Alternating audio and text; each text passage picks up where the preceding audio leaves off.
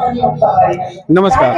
अभी मैं ग्राम सभा नकपुरा में है और संत रविदास मंदिर पर यहाँ पर बसपा के मंडल प्रभारी आजमगढ़ डॉक्टर इंदू चौधरी जी मौजूद है। यहाँ पर एक बाबा साहब अम्बेडकर जी की जयंती समारोह मनाया जा रहा है, जिसकी संयोजक सुनैना गौतम जी हैं और उसके मुख्य अतिथि डॉक्टर इंदू चौधरी जी हैं। उनका भाषण चल। जल्दी पूछो, जल्दी बताएं और जल्दी। आज बलिया के धरती पर बाबा साहब की जन्मदिन के उपलक्ष्य में मुख्य अतिथि के तौर पर क्या कहना चाहिए? यही कहना चाहूंगी कि बाबा साहब के विचारों के ऊपर चलिए। बाबा साहब ने जो बातें कही है उनका पालन करिए। बहुजन समाज को शासक कौम बनाना बाबा साहब डॉक्टर अंबेडकर का सपना था। अपने वोट की कीमत को समझ करके माननीय बहन जी के नेतृत्व में 2027 में पुनः सरकार बना करके बहुजन समाज अपने आप को शासक कौम बनाए। तो एक तरफ पूरी पार्टी दलितों की हितैषी बनी हुई है और जहाँ देखा जाए अखिलेश यादव का कहना है कि दलितों के और बाबा साहब को लेकर बाबा साहब के सपनों का पूरा पीडीएफ परिवार करेगा। इस पे क्या कहेंगे? इस पे यही कहना कि हाथी के दांत दिखाने के कुछ और होते हैं और खाने के कुछ और होते हैं। तो दिखावे वाले दांत पे बहुजन समाज न फंसे, क्योंकि पीडीए का जो दावा है वो एक्चुअली परिवार डेवलपमेंट अथॉरिटी है, जो सिर्फ अपने परिवार को आगे बढ़ाने के लिए काम कर रही है। और जब यही पीडीए का दावा करने वाले माननीय अखिलेश यादव जी जब उनको नेता प्रतिपक्ष बनाने की बारी आई तो उनको कोई भी पीडीए में से व्यक्ति समझ में नहीं आया उन्होंने किसको बनाया, वो आपके सामने है। तो ऐसे में जो दलित हितैषी तमाम पार्टियां बन रही हैं वो केवल दिखावा कर रही है। हम दलित समाज का वोट इतनी संख्या में है जो कि बहुजन समाज पार्टी के साथ में जुड़ा हुआ है। ये लोग तोड़ फोड़ करके उसमें फूट डाल करके उनके वोटों की केवल लूट करके उनके ऊपर शासन सत्ता में बने रहना इनका एकमात्र काम है। ये लोग बहुजन समाज के कभी हितैषी नहीं रहे। तो देखा जाए कि अब सपा दलितों और सांसद विधायकों को लेकर सदन में विवादित बयानबाजी कर रहे हैं।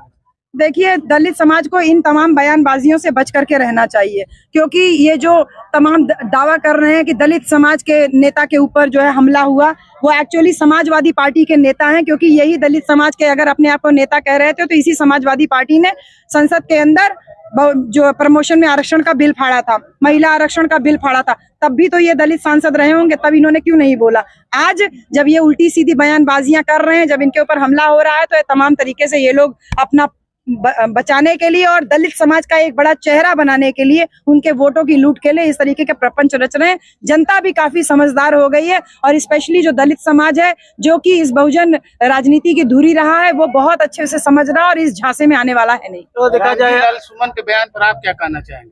देखिए, मुझे किसी के व्यक्तिगत बयान के ऊपर कोई टिप्पणी नहीं करनी है। बेहतर होगा आप हमसे हमारी पार्टी, हमारे मिशन, हमारे मूवमेंट, हमारे बाबा साहब, हमारी बहन मायावती जी के क्रियाकलापों पे प्रश्न करेंगे तो मैं बेहतर जवाब दे पाऊंगी। जिस तरह दलितों की दिन दहाड़े हत्या हो रही है, इस सरकार में क्या कहेंगी? यही कहूंगी कि कानून से कानून का राज चलाने वाली बहन मायावती जी का शासनकाल आज जनता याद कर रही है। चौराहे सट्टी पे कहीं पे भी बैठी है तो केवल माननीय बहन जी का शासन लोग याद कर रहे हैं और ये कह रहे हैं कि शासन अगर किसी का अच्छा था तो वो माननीय बहन जी का था। तो जिस प्रकार से अत्याचार की घटनाएं बढ़ रही है और जिस प्रकार से माननीय बहन जी का शासन जनता याद कर रही है, आने वाले 2027 में आपको बेहतर परिणाम माननीय बहन जी के नेतृत्व में दिखाई देंगे। क्या लग रहा है चुनाव की तैयारी 27 में बहन जी के कारवा क्या दिखाई दे रहा है? बिल्कुल दिखेगा, बिल्कुल शासन सत्ता में माननीय बहन जी लौटेंगे, क्योंकि बहुजन समाज जाग गया है, चेत रहा है और ये तमाम जो ईडीए पीडीए का दावा करने वाले और तमाम तरीके से जो दलित वोटों को लुभाने के लिए जो वायदे कर रहे हैं और चुनावी जुमले जो छोड़े जा रहे हैं, इनसे जनता भी सावधान है, उकता भी चुकी है। और वक्फ बोर्ड पे जिस प्रकार माननीय बहन जी ने बहुत दमदारी से अपनी बात रखी कि मुसलमानों की जमीन पे गैर मुसलमानों का कब्जा नहीं होना चाहिए, और जिस प्रकार से महाविहार बौद्ध विहार जो महाविहार का मंदिर है बोध गया में कि बौद्धों की जमीन पे बौद्धों का कब्जा होना चाहिए, गैर बौद्धों का कब्जा नहीं होना चाहिए। जिस प्रकार से एक अच्छे नेता, एक अच्छे राजनीतिज्ञ और एक अच्छे नेतृत्व ने जिस तरीके से इस वक्फ बोर्ड वाली बातों को उठाया है, जितनी मजबूती के साथ, दमदारी के साथ में, मुसलमान समाज भी माननीय बहन जी के अंदर अपनी आस्था व्यक्त कर रहा है और आने वाले 2027 में आपको और अच्छे परिणाम देखने को मिलेंगे। एकलौते विधायक उमाशंकर सिंह 403 में से एक हैं, विकास पुरुष के नाम से जाना जाता है। उनके विधानसभा में आने के बाद जो रोड है, जो व्यवस्था है, कैसा लगता है आपको? हमें तो बहुत अच्छा लगा।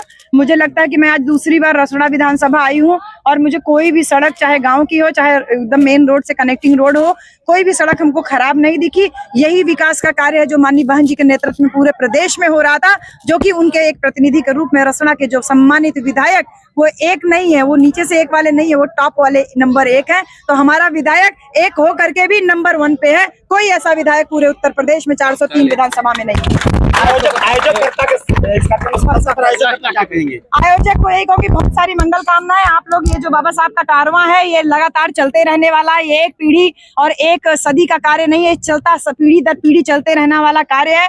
जनता जागरूक होगी, उतना ज्यादा अपने हक अधिकार के प्रति सचेत होगी और अपनी शासन सत्ता एक लास्ट क्वेश्चन है, जैसे कि आकाश आनंद को देखा जाए बार बार पार्टी से निकालना, 2 बार मत पूछिए क्वेश्चन, छोड़िए। मैं सुनैना कुमारी गौतम। कैसा कार्यक्रम था आज का? ये तो आप लोग बताएंगे ना कैसा कार्यक्रम था। कार्यक्रम के बारे में जयंती, अच्छा, अम्बेडकर जी की जयंती थी। आज भीम बाबा की जयंती 134वीं जयंती को समारोह में मनाया गया, जिसमें मुख्य अतिथि इंदु चौधरी यहाँ हमारे यहाँ पधारी।